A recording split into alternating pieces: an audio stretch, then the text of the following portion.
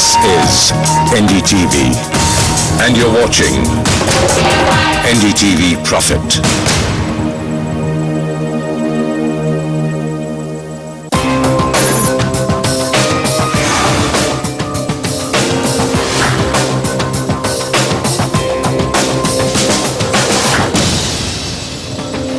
भारतीय टेलीविजन में पहली बार आपके लिए एक ऐसा शो हम लाए हैं जिसमें आपको प्रॉपर्टी के बारे में सारी जानकारी एक जगह मिलेगी। स्वागत है प्रॉपर्टी इंडिया में, जहां मकान खरीदने या बेचने जैसे जिंदगी के सबसे अहम फैसलों में हम आपकी मदद करते हैं। किस तरह से आप अपनी जमा पूंजी का इस फैसले को लेते वक्त करें सही इस्तेमाल, यही हमारी कोशिश होती है। तो प्रॉपर्टी खरीदनी हो या बेचनी, उसके बारे में पुख्ता जानकारी हम यहाँ आपको देंगे देश के सभी बड़े जानकारों के साथ। यही नहीं, वो सारे फैसले जिससे प्रॉपर्टी बाजार में उतार चढ़ाव आते हैं, वो सारी बातें जिनसे इलाकों के दाम घटते बढ़ते हैं, पानी, बिजली और सड़कों का हाल, यानी हर वो चीज जिससे आपकी प्रॉपर्टी पर असर पड़ता है, वो हम आपको बताएंगे। नमस्कार, मैं हूं आशुतोष शर्मा।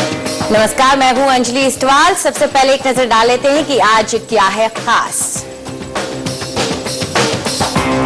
बेहतरीन प्रॉपर्टीज को चुनने वाली क्रिसिल रेटिंग्स आपको बताएंगी हर शहर में कौन सी है शानदार प्रॉपर्टीज, बेंगलुरु में कौन कौन से प्रोजेक्ट हैं खरीदने बेचने लायक, और आईटी नगरी में कैसी हैं सुविधाएं। बेंगलुरु, एनसीआर, मुंबई और पुणे में क्या खरीदें, क्या बेचें, जवाब देंगे आपके सवालों का, और उनके लिए खुशखबरी जो दिल्ली में संपत्ति लेना चाहते हैं। तो जैसा बताया, देंगे आपको खुशखबरी और बताएंगे कहां पर दिल्ली में खरीद सकते हैं अब आप संपत्ति और जमीन।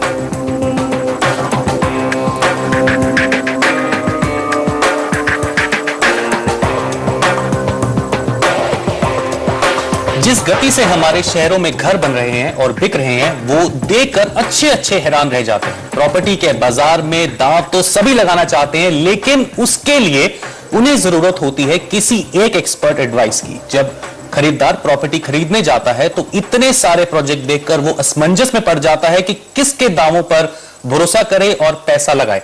ऐसे में अगर कोई आपको इन प्रोजेक्ट्स की रेटिंग दे दे तो काम कितना आसान हो सकता है। ऐसा ही किया है CRISIL real estate star ratings ने। चलिए बेंगलुरु की प्रॉपर्टी बाजार का जायजा लेते हैं। Sachin Nigam, senior director CRISIL real estate star ratings के साथ हमारे साथ है, और श्री सुमित जैन, सीईओ और को फाउंडर commonfloor.com। आप दोनों का बहुत बहुत धन्यवाद। तो सबसे पहले सचिन जी, आपसे शुरू करते हैं। किस प्रकार का जो मापदंड है वो आपने सेट किया है, किस प्रकार के पैरामीटर्स आप यूज करते हैं एक प्रोजेक्ट की रेटिंग के लिए, जरा विस्तार से बताइए। Thank you so much. देखिए, रियल एस्टेट का थोड़ा सा पर्सपेक्टिव अगर हम लें तो ये रियल एस्टेट और हाउसिंग इंफ्रास्ट्रक्चर जो सेक्टर है, ये इंडियन इकोनॉमी के साथ बहुत ही क्लोजली लिंक्ड सेक्टर है, क्योंकि इसका इकोनॉमिक एक्टिविटी के साथ एकदम डायरेक्ट कोरिलेशन है।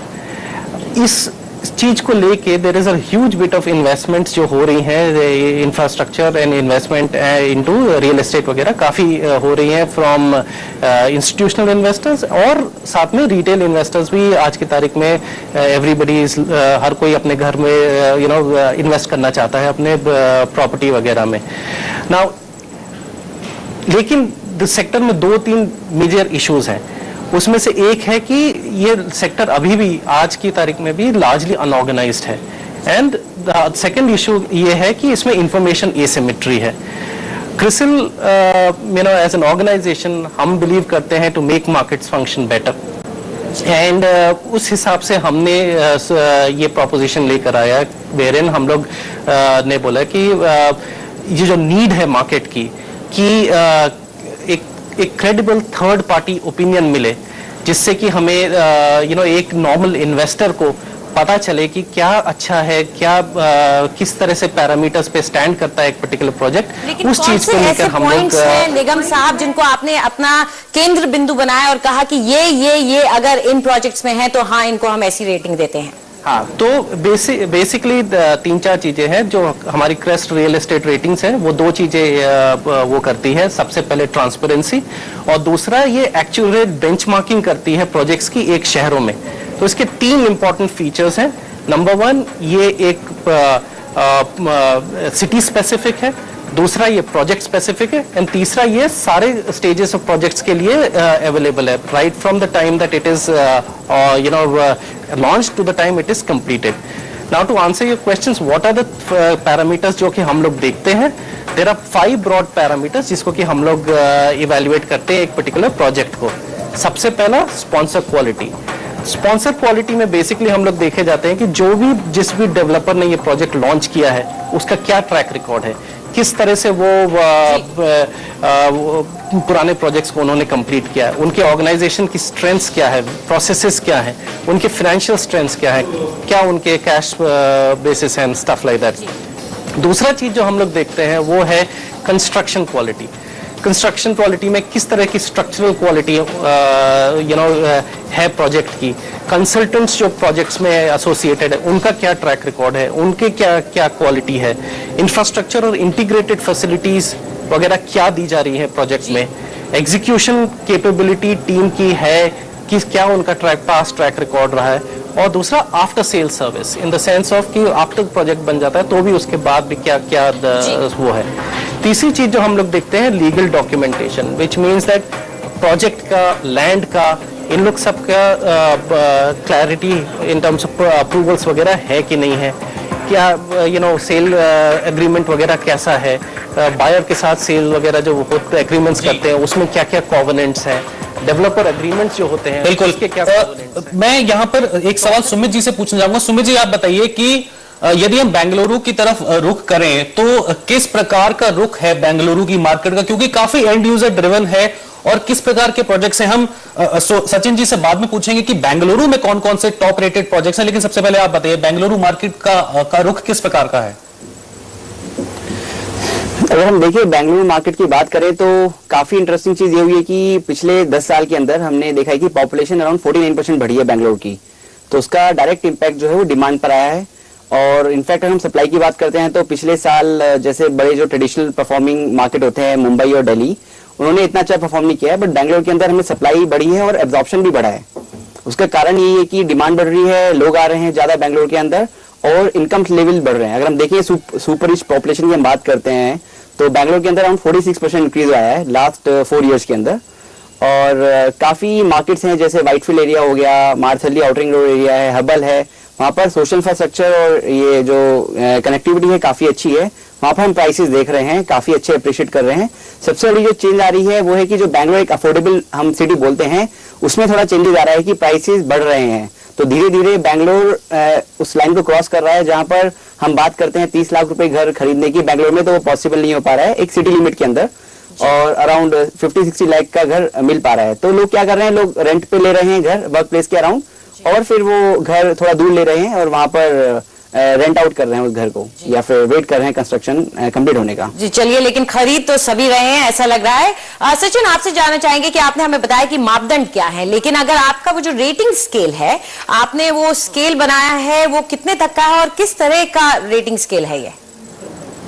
ओके, तो जस्ट टू कंटिन्यू, जो मैं पहले बोल रहा था, मापदंड में 2 चीजें और हैं, फाइनेंशियल क्वालिटी किस तरह से है प्रोजेक्ट की, और चौथा है, पांचवा है इनोवेशन, कि प्रोजेक्ट में क्या इनोवेशन लेकर आ रहे हैं।